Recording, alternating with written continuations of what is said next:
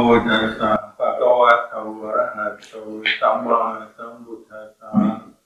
Namo tassa bhagavato arahato samma sambuddhassa. Namo tassa bhagavato arahato samma sambuddhassa. Buddhaṃ Kammaṃ Sanghaṃ Namasami.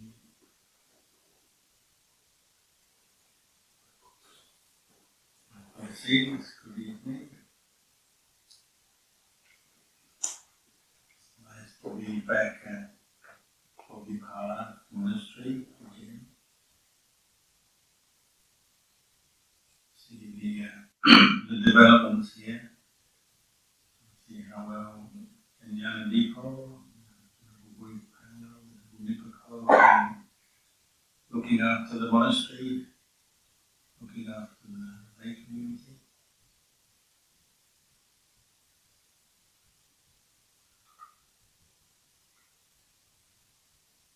Buddhist monastery, you come into a monastery, you feel something. You live here all the time, maybe you don't notice. And if you live in, say, in the city of Adelaide or somewhere else and you come into the monastery, maybe you feel peaceful, you sense a certain good energy, good vibe, you could say. Why is that? Well, because it's a place that people do make good karma every day. Come to, say, make merit, make offerings, keep precepts, learn meditation, practice meditation, help out, volunteer and help out around the monastery. All kinds of good things take place in a monastery, and that leaves an imprint. It's very hard to describe it, but it's not so much a material thing, although there is a material side. Build a monastery physically, you see changes, build the facilities and so on. It's more of a mental thing, psychological thing. You come into the monastery, you feel something peaceful, maybe your own mind brightens up.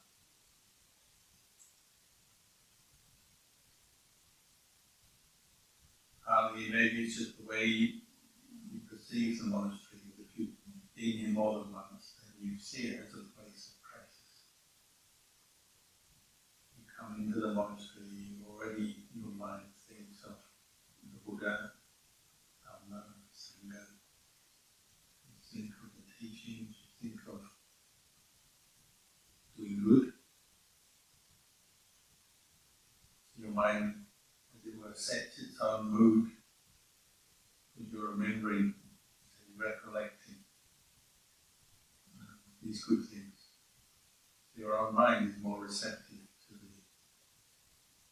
the wholesome Dhamma of the Buddha. Maybe not everybody. Some people come to a monastery and they're not very peaceful, maybe they have some suffering in their life and that hasn't lifted yet. Or perhaps a few people come to a monastery and they have completely no interest or even no liking. Maybe they would try to find somebody else. That's possible. So they don't recollect much of value in the Buddha, Dhamma, Sangha, or place. Perhaps their mind doesn't write it. But most people come to the monastery, they come by participating, listening to the teachings, doing good things. Their mind has improved, maybe, brighter.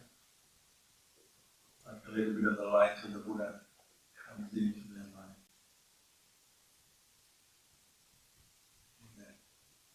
It's something that you can feel, maybe you take home with you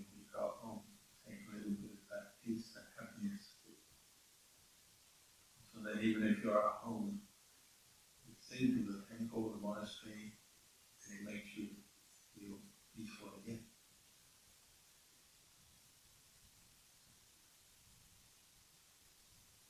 Not necessarily always like that. In this land or any other Buddhist monastery, often Buddhist monastery will begin as a house or a property or a piece of farmland or a piece of forest somewhere, where no one has practiced what the Buddha taught before. Nobody has meditated before, nobody has made offerings, kept precepts.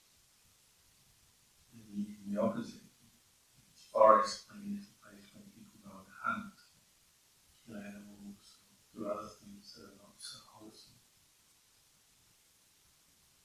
But then once it becomes designated as a monastery, then there's a change. There's a change in what people do in that place, whether it's a house, land, forest. They change the activity and what's done there, so then the whole feeling changes over time.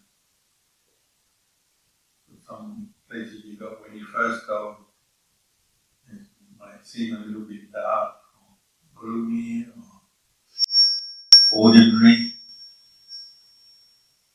and then over time that perception changes. And you notice that by coming into the place, because it's a place where people practice Dhamma, you feel good, you feel happy.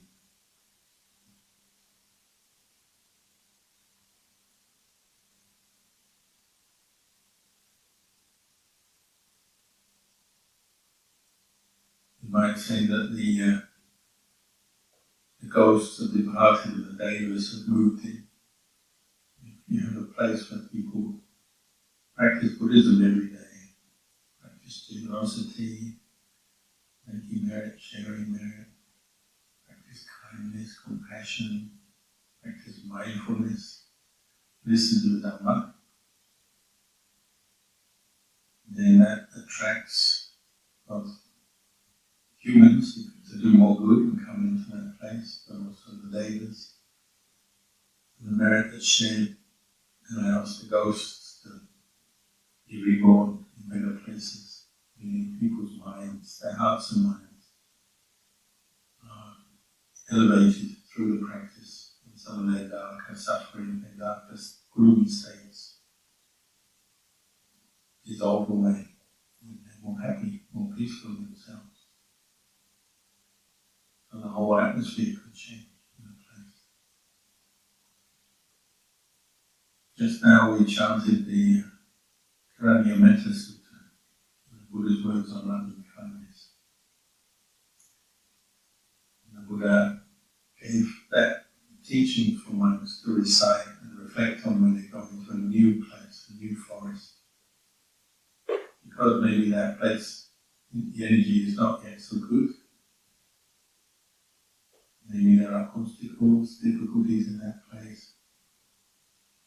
Maybe even we see ghosts or beings that you can't see, but you don't yet have faith in the Buddha, the Dhamma, the Sangha. You go into that place as a monk, you might chant different verses such as the Metta Sutta or Paritas or other teachings like Dhammacakka Sutta, Anatta Sutta and so on. You go into the new place and you chant and spread metta, spread thoughts of loving kindness to yourself, to anyone else living there, being there, and any spirits or beings that you can't see. This is, you might say, a standard, normal way of practice for monks who go wandering in the forest or go wandering from place to place. You spread metta as you go. There's a very good sutta to listen to or to remember. So many of the qualities the Buddha mentioned in that sutta are very useful when we go into a new place. So go in with your humble, not conceited. You go to a new place, whether it's a forest or just a new place to work, or traveling, even on holiday, or just traveling for work, visiting someone. When you go to a new place, if you're not humble, you're conceited, you're full of yourself. You might say that's the wrong attitude, the wrong mental state to take into that new place. You're going in as an outsider. And then if there's people who live there who meet you, maybe they'll be put off by your attitude. You won't fit, you won't be in line with them.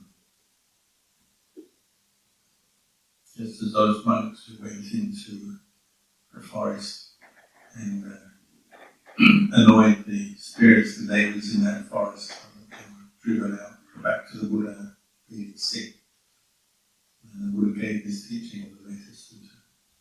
You've got your attitude wrong, you've got to go back. Spread metta, be more humble, more conciliatory, because you're the visitor, you're not the owner of that place. Generally, this is a lesson that monks learn. You go to a new place, you can't go in thinking you're the superior being, you're the top, you're the one who knows it all. You have to accept you go to a place, you have to set aside some of your own conceit and views.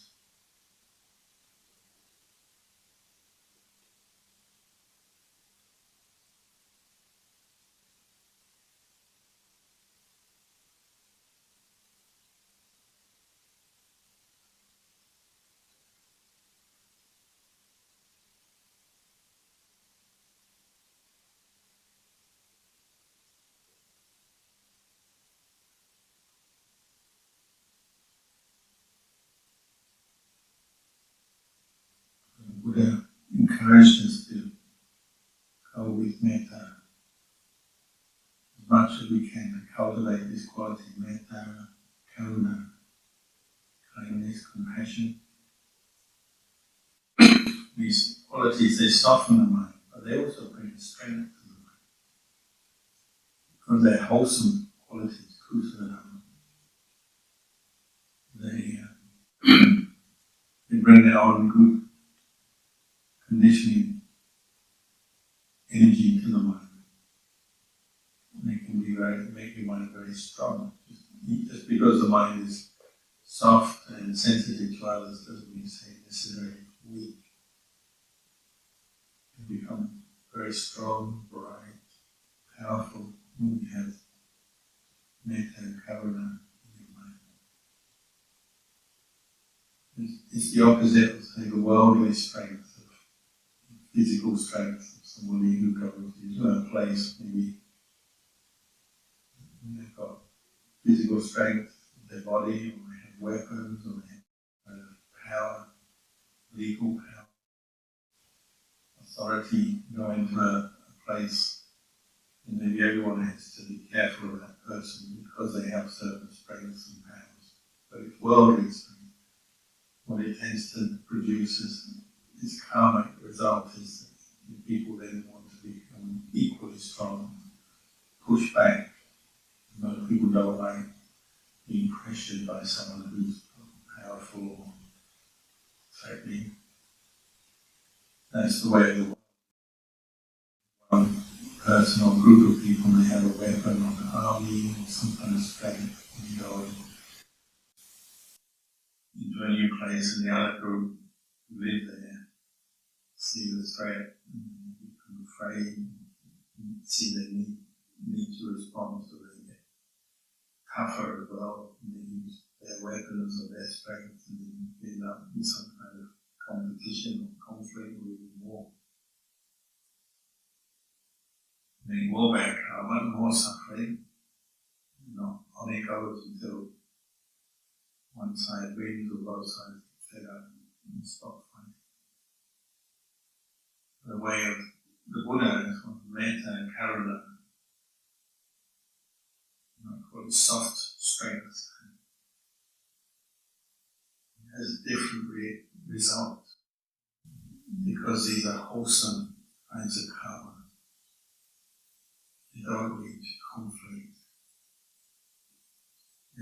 lead to negative outcomes. When practiced properly, they soften people and so that you can harmonise better, get on well together, understand each other better. And when you go into a forest and practice metta, then the atmosphere starts to improve and soften. That applies to animals. So if you go into a new forest and there's some wild animals, then practice metta and keep precepts. You're not thinking to hurt them. Then those animals that you encounter tend to pick up on that and sensitive to that. So rather than threatening you because you're a newcomer coming into their area, they may watch you and be suspicious, but after a while they tend to become calm and peaceful because you're not a threat. If you have metta, goodwill, kindness. It's the same with people. You go into that place with kindness, and the people don't feel suspicious. Even if they're watching you and observing you, after a while they realise there's nothing there, there's no reason to fear you.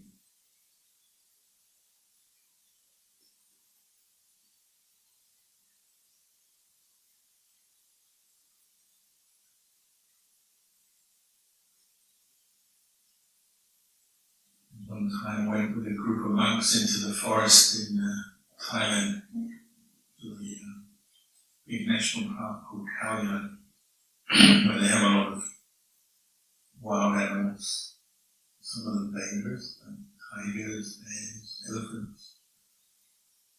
There's one monk misunderstood the whole thing, because he was new, inexperienced in the practice. He actually took a knife with him, wrapped it up and put it in his belongings.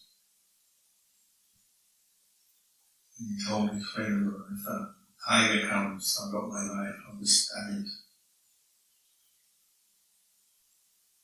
So his mind was not yet full of metta and karuna, full of anger. He actually encountered a tiger who started growling at him, threatening him. Perhaps the tiger knew what he was thinking. And he just gave off that vibe, that energy of aggression, violence. So the tiger actually threatened him. Luckily it didn't attack him, but it was threatening him. And after that, the other monks said, get rid of this knife, this weapon. The monk shouldn't have a weapon, and it's not going to lead to any good out here in the forest that other animals attack you and be afraid of you. So he did. He listened. And was no longer bothered by that tiger. Many monks and practitioners and lay practitioners encountered wild animals in the forest. And they used metta and karuna and developed a much more peaceful energy than aggression and fear. So animals tend to quickly pick up on that and maybe just skirt around them, move away from them, rather than threaten them.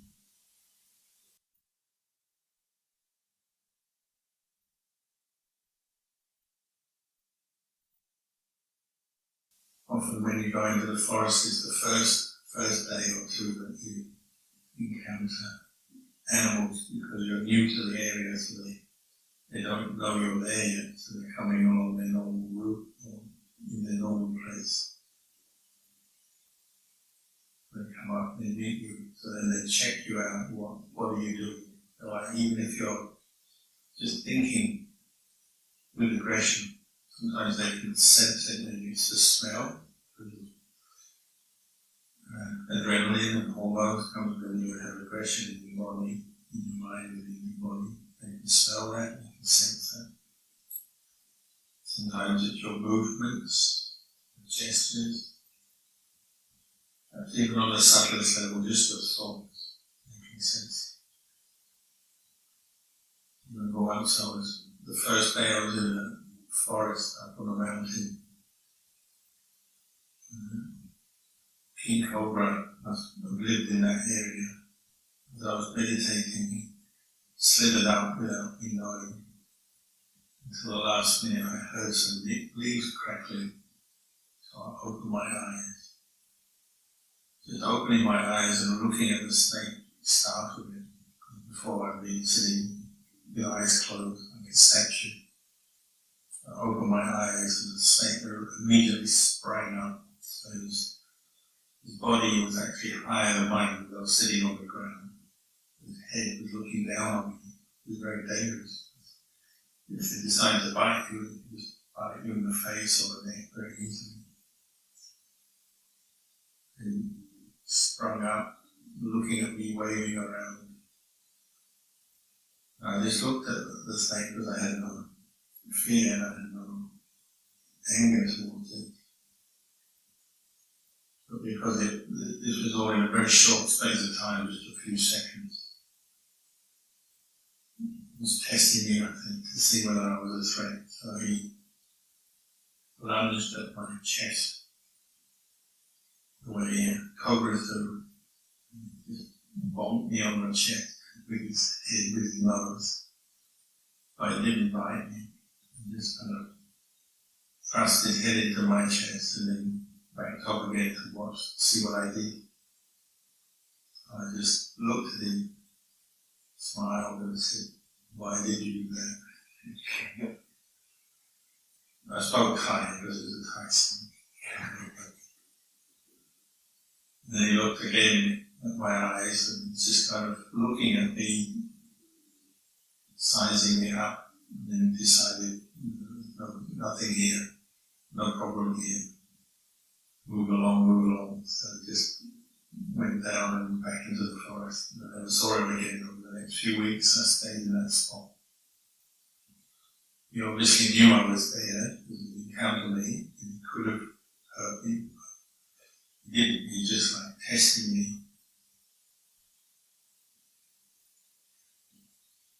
We meet that all the time in life. Obviously, most people don't meet king cobras, but when you're working or you're studying at school or somewhere, and you go out into the society, you'll meet some people who are testing you or suspicious of you or afraid of going into their area if you're new. You have to be humble and not conceited. You go in thinking you're number one, and then that will put them off maybe. They'll see that as a threat, so then you've got to strike back at you like a cobra. Say something, do something, or work out some plan to hurt you. And you're going too hard.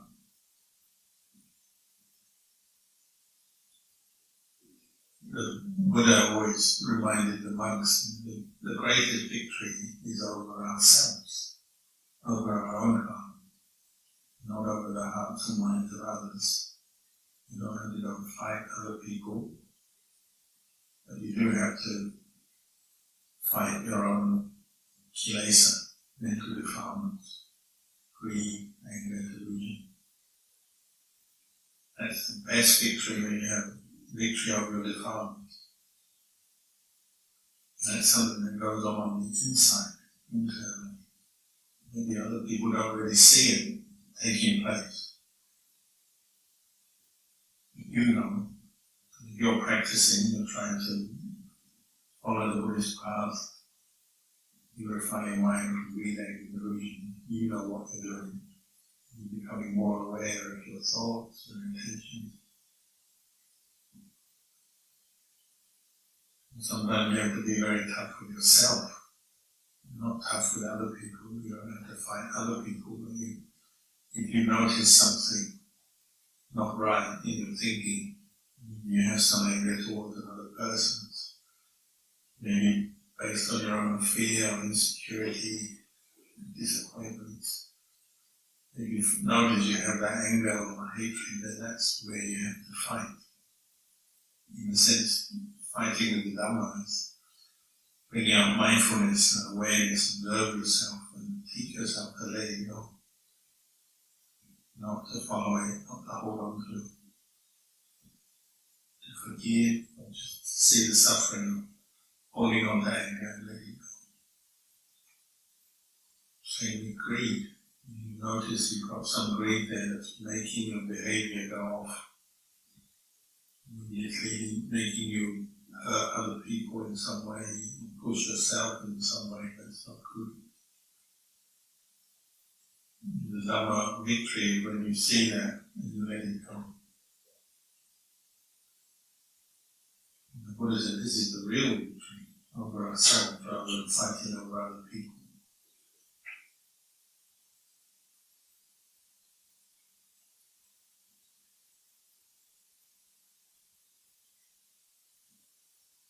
Even when we practice something really good, like meditation, you come into your place, into the room, the hall, to meditate. You're doing it, basically doing a good thing. You want to train yourself to bring up mindfulness, let go of whatever it is bothering you, the attachment, the craving. But without realizing, often you also have a subtle craving slips into what we're doing, into our thinking. Could call it a subtle form of greed. As you meditate, it takes effort, because you're fighting this internal battle. It takes effort to overcome the laziness, the distraction, the worries, concerns, and so on. But then you start having this thought, oh, I'm putting all this effort into my practice. What am I getting in return? And then you start wanting something in return. Sometimes it's kind of unconscious or automatic. In the back of your mind, you don't realize it's there. Sometimes it is conscious, you know that you're thinking this way. It's that expectation that you think, oh, I want something for this. All these hours I'm sitting in meditation or chanting, listening to that one. Or if you're making merit by practicing generosity, making offerings, do it, it requires effort, sacrifice. All of this is good, but then you have this subtle wanting something in return, some expectation. I do this to get that. Merit can be like this. When we begin practicing the Dhamma, we still have this, you are doing something to get something else.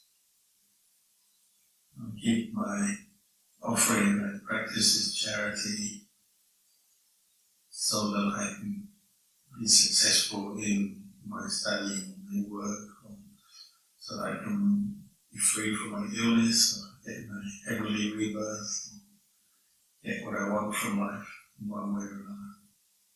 Selfness comes into our thinking, subtle form of greed.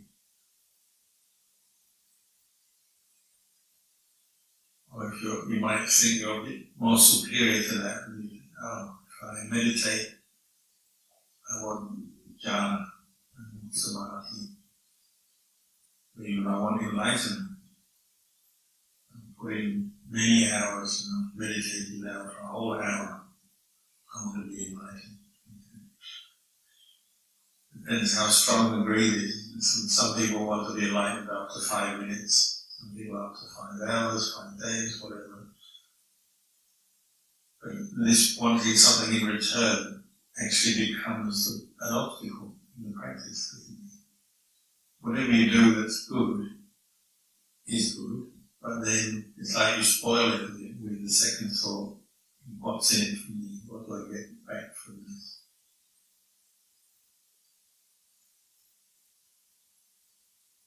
Ajahn Chah used to talk about this. One of the biggest obstacles for a meditator is this desire to get something in return, to get results, to be somebody, to get something. Even just to be peaceful or be happy, and still be a subtle attachment that stops your mind from letting go. Because if you're not happy, not peaceful, then it can lead to disappointment. You don't get what you want, what you expect. You get annoyed with yourself. You get disappointed. You meditate and go, oh, I'm not peaceful. I want to be peaceful and I'm not. If you're not careful, then that leads on to a lot of negative thinking, self-aversion, self-doubt, low self-esteem, all these sort of terms we hear so often. Basically negative thinking based on not realizing that you were wanting something in return for what you're doing. You don't get it, so then you become disappointed or annoyed. So what Charles said, well, just practice because it's the right thing to do. Don't seek anything in return. Don't practice with wanting or desiring. Just do it. If you're peaceful, good. If you're not peaceful, okay. That way you can be at ease whatever you're doing. You're not practicing with that kind of desire in your mind, desire for results. It doesn't mean to say you give up. It just means you change your attitude as you're doing it. Otherwise you become disappointed quickly.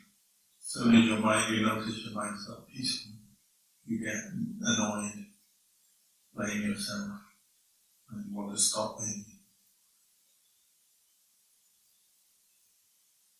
Same with precepts. Sometimes we keep the precept, 5 precepts or 8 precepts. They're all being so good, I've kept the precepts so well. And there's already an expectation, this must bring me something good in return.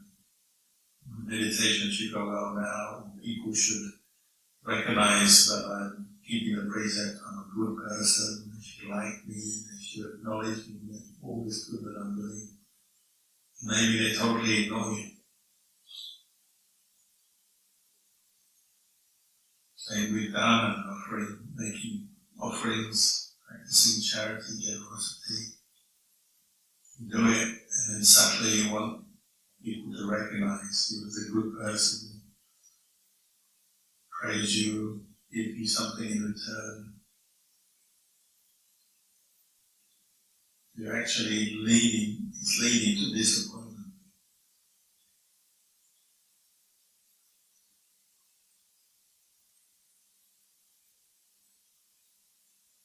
Really, we practice dana, offering things, helping other people, sharing, to let go of attachment, to let go of greed, to give up some of our attachment.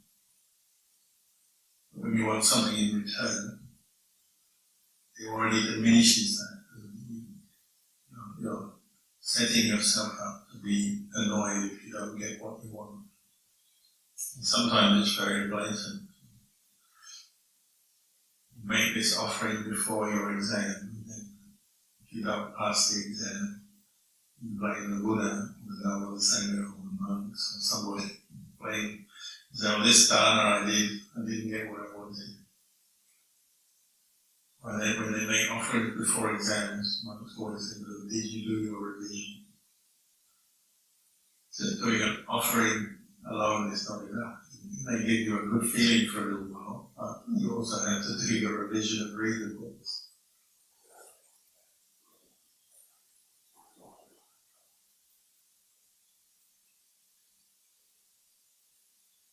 If you want to win the race or win your game, you can go and get a blessing, but you also have to do the training to do the practice. If you want to be successful in some job or business, you have to do the training, you have to put the effort in. The blessing may help, but it's not the whole thing. You get your car blessed, you have to drive well in order to be free from accidents and problems. You can maintain your car. One time somebody came, got their car blessed, and a few months later the car broke down. They came back and said, oh, you blessed my car. Now it's broken down. And they say that the engine is completely destroyed. It was an accident. No, they didn't check the oil in the water. So it has nothing to do with the blessing. It's just not doing your job to look after the car.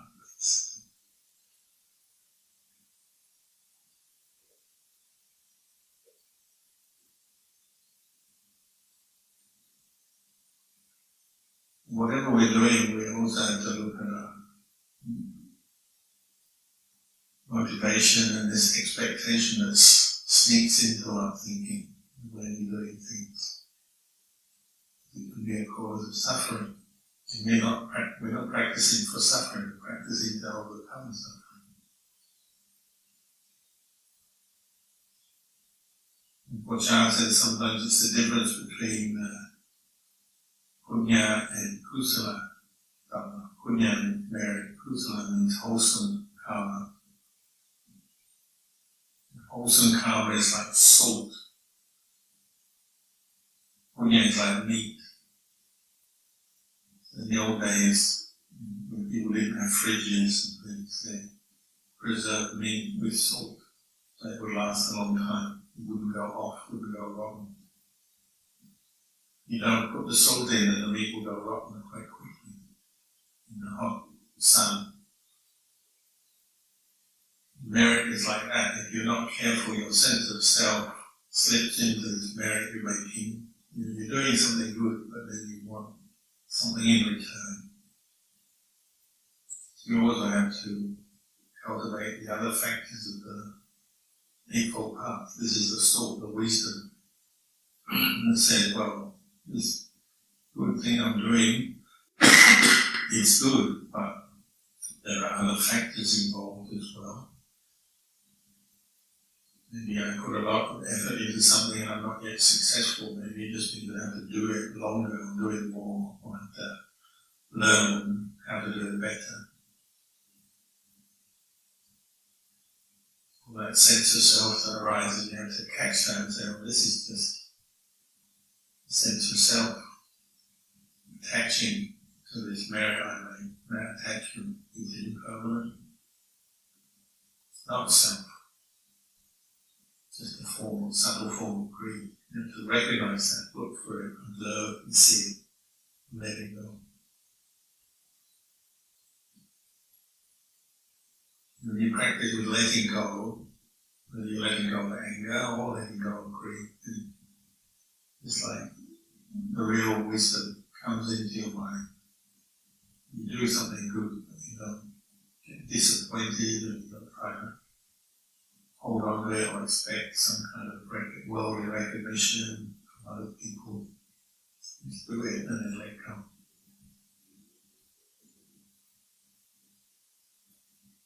Same with meditation. Meditate. You don't need anyone to praise you, and even yourself, you don't necessarily have to experience a peaceful mind all the time, but just to observe what is in the mind, whatever you're thinking, whatever's coming up.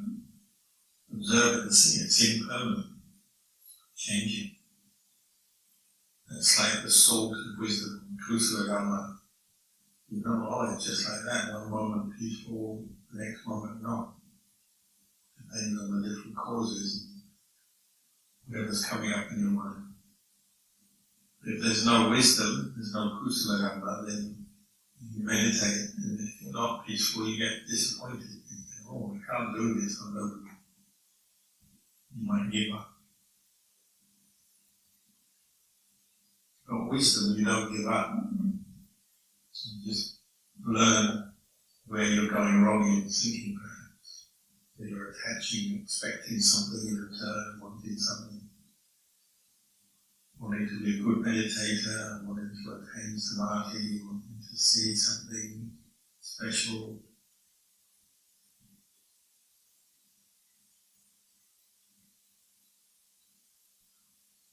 If you can just practice meditation, letting go of your wanting and desiring, then there's probably a higher chance your mind will settle down and become peaceful. Just knowing the breath in, the breath out, reciting Buddha. You don't have to want anything from that, or expect anything in return. If you do it, we go. Breathe in, breathe out, breathe in, breathe out. Then there's a chance your mind will gather together in samadhi and let go of everything else. If you're sitting there, when will I be peaceful? I want peace, I want to be in samadhi. And then, of course, your mind won't settle there.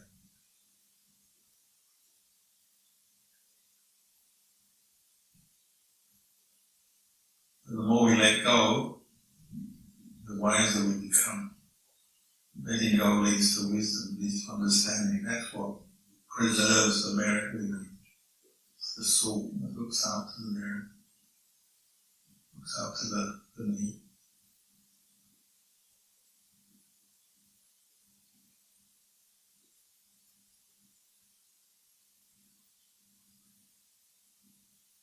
Maybe I'll leave you with these reflections tonight and we'll end the session there. อันตมยังโลจักขาสัจจุขารังทัตตมัสเสสา